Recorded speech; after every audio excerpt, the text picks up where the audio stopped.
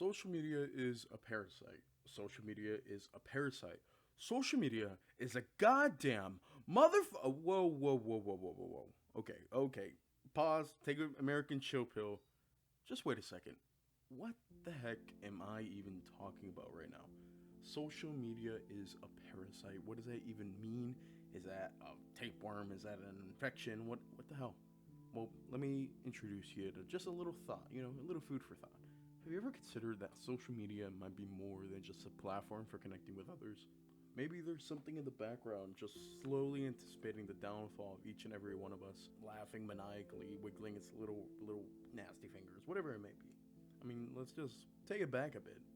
Ever since its invention, social media has been used as a driving force between the interconnectedness of the world as we know it. It's allowed people from all over the world to reach out and know what would have otherwise been unknown.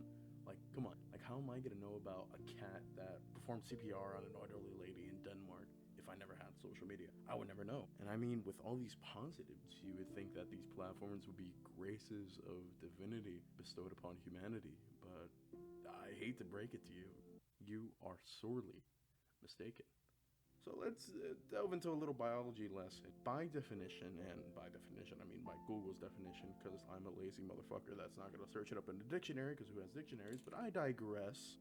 A parasite is an organism that lives in or on an organism of another species, its host, and benefits by deriving nutrients at the other's expense. I can name multiple organic species that fit the description. Tapeworm, tick, my ex-wife, countless species attaching themselves to helpless animals and stealing their life force away slowly and without remorse. Social media specifically is no different. It wants your attention. It craves it. It's like the little golem thing from Lord of the Rings, my precious. It wants it. It wants to keep it all for itself in order to keep it alive and sustained by stealing your attention.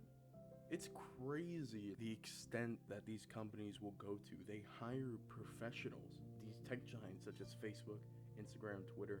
They hire mental professionals, psychologists, in order to engage in warfare against the human psyche for their own benefit. I mean, people with years of experience and knowledge on how to keep the mind entertained and maintained in order to make it believe it has what it needs, looking through that screen, looking at cat memes. I mean, come on now. That's a little predatory, but I mean, trust me, it does not end there. Yikes. I'm gonna ask you a question, okay? And I bet my mortgage payment that you're gonna say no to this question. And if you say yes, well then I'll give you my left toe. Just put your address and social security number and credit card number in the comments and whatnot.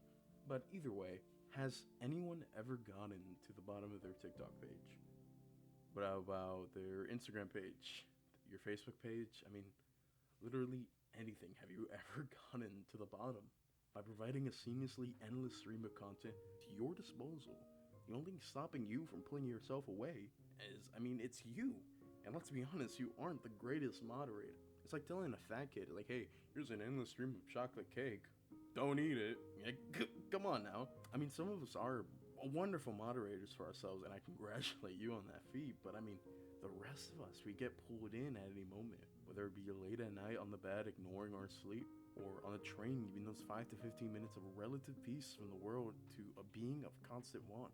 I mean, even if you manage to pull yourself out, it's always calling to you like a sea siren calling to a lone sailor, or a crazy ex trying to hit you up for whatever reason it may be.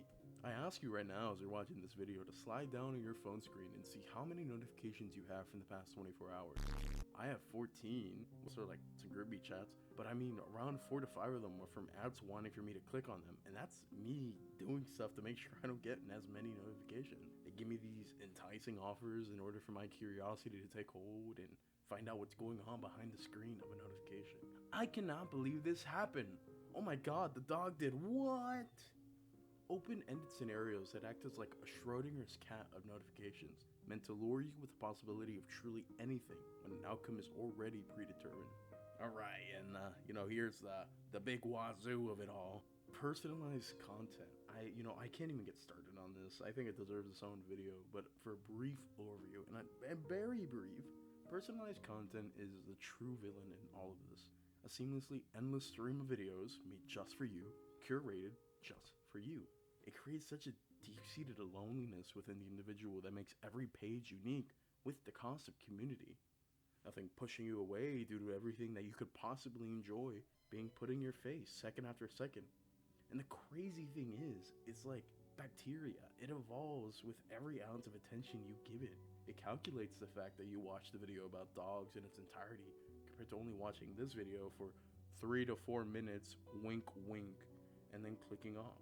Every single interaction is a piece of data into a machine to steal you away. It's crazy how these systems are curated just for us, just to hijack our mind in order for us to just give it what it wants, our attention. I mean, to even understand how social media holds our biology hostage, we have to understand how our reward system works. So let's take a deep look into the brain and the components that create what is known as the mesolimbic system. So I'm gonna start this off simple. It's gonna be real simple. Even a kindergarten can understand this. You have 5 parts of the system. These parts are known as the amygdala, the nucleus accumbens, the hippocampus, the prefrontal cortex, and the ventral tegmental area, or let's just say VTA for short. So let's just imagine a scenario where you're eating your favorite food, wherever it may be. Once your taste buds recognize your food of choice, production of dopamine begins in the VTA, where dopamine travels through pathways to each of these individual areas. Keep in mind, all these working parts work in tandem with each other, but since the amygdala and the hippocampus are so close in proximity to each other, we're going to focus on them first. One of the many jobs of the amygdala is to process emotions, whether it be happy, sad, angry, confused, or whatever it may be.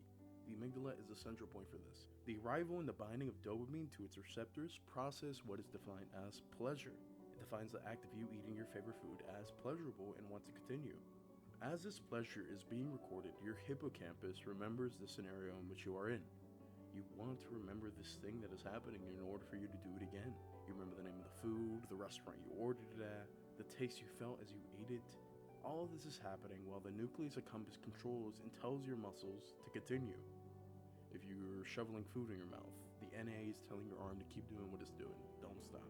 Lastly, the prefrontal cortex diverts all attention to the task at hand. It points all focus to the food that you're eating, unable and unwilling to do something else until you finish.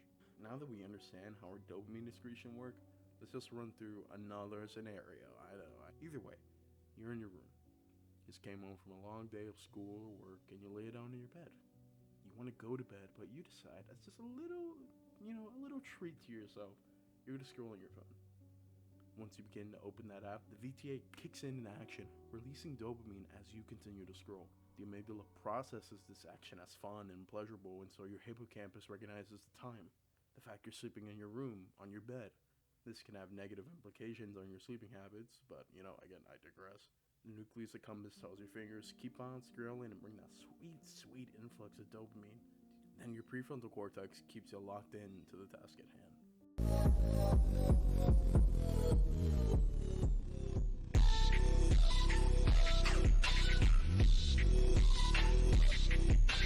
Then before you know it, you've been scrolling for 3 hours and you were supposed to be in bed 2 hours ago.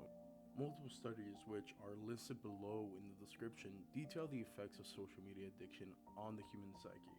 One study done in China over 232 college students showed a negative correlation of social media usage on these students' self-esteem, sleeping habits, and academic performance. This group then created a 2-step intervention system and showed that after weaning off the students' dependency on social media, all of these aspects of their life improved overall. So I want to focus on something that was mentioned previously. Self-esteem. How the hell does that even affect self-esteem? Well, I want to introduce you to my little friend, Doomscrolling! And, this is where the part where all the rainbows and crap pops up, yada yada yada. So, Doomscrolling, what is it? Is it when MF Doom starts scrolling? According to the Cleveland Clinic, Doomscrolling is when you spend a lot of time consuming negative news, whether purposeful or not. The term was coined around 2020 during the height of the pandemic, when it seemed that no matter where you looked, all you could see was doom and gloom in society, hence the name.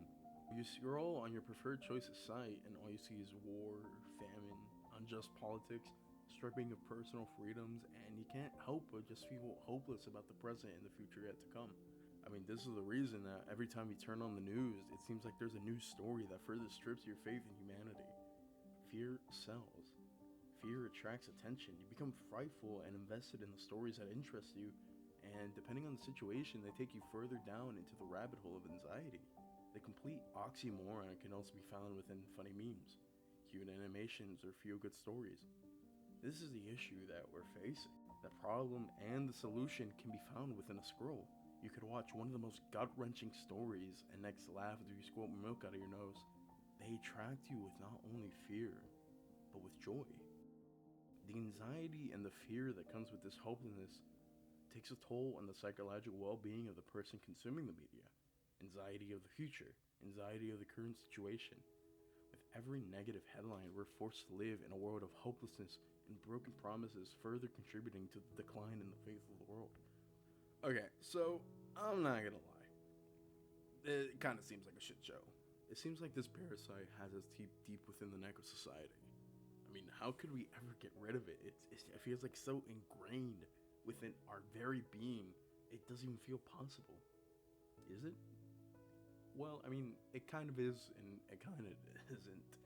I mean, to completely remove yourself is to cut yourself off of the digital world. Never to return again, and let's be honest, I enjoy my funny memes. So, what's the next best option? The next best option is to take your relationship with social media, your personal parasite, and turn that relationship from a parasitic one into a mutualistic one. So again, let's backtrack into like 7th grade biology. Mutualism is when two organisms interact in a way that benefits both of them. How do we practice it? How do we convert it? Well, I mean, I hate to break it to you, but I mean, just like a toxic relationship, you're gonna have to do all the work. I'm gonna offer you some tips. Don't worry, I got you. I got your back. But these tips are just to start you off, and then with these tips, you can further evolve them and adapt them to your own personal situation. The first thing you're going to want to do is just monitor your usage. I don't mean look at your screen time and reduce it. What I mean is that when you feel the compulsive itch to reach your phone and scroll, or just even look at it, take a notice. Take in your surroundings. What caused you to want to grab your phone? Was it a notification? Were you bored? Why were you bored? What are you doing at the moment? You gotta remember, your hippocampus has created associated memories related to your phone, such as timing in between travel, in the bus, in the car, in bed before you're about to go to sleep, or first thing in the morning when you wake up. Once you start to notice a commonality between all these specific scenarios, think about if you truly need to open your phone. If you do, then go ahead. Remember, we aren't going to completely cut it off, but we do want to alter our relationship, kind of like turning that toxic relationship into more of a booty call. If you decide that you don't need to open your phone, let me just offer you some alternative things you can do. You can practice mindfulness. I mean, taking your surroundings. When do we truly take the time to just appreciate the life we have?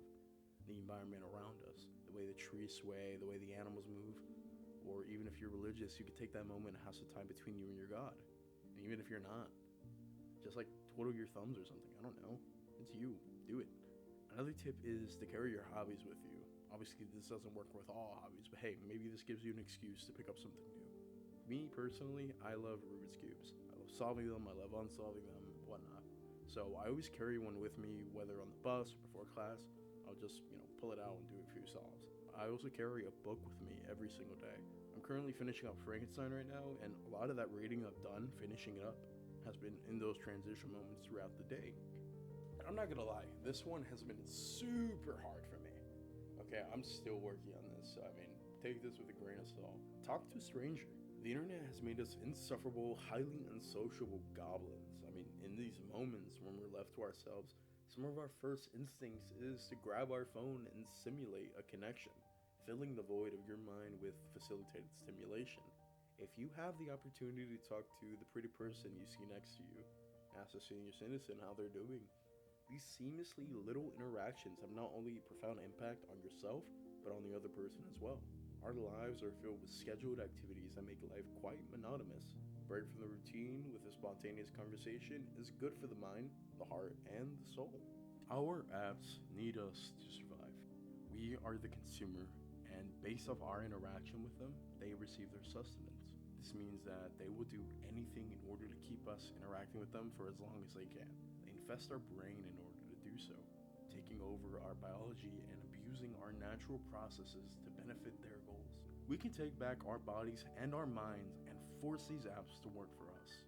In order to do so, we must take conscious actions towards changing our reinforced habits, forming a more copacetic and healthy relationship with our apps. By being mindful with our interactions, we prioritize our mental health, we prioritize our humanity, and most importantly, we prioritize ourselves. Thank you guys for watching. I'm really glad you guys watched. I hope you guys enjoyed, and I'll catch you guys later. Peace.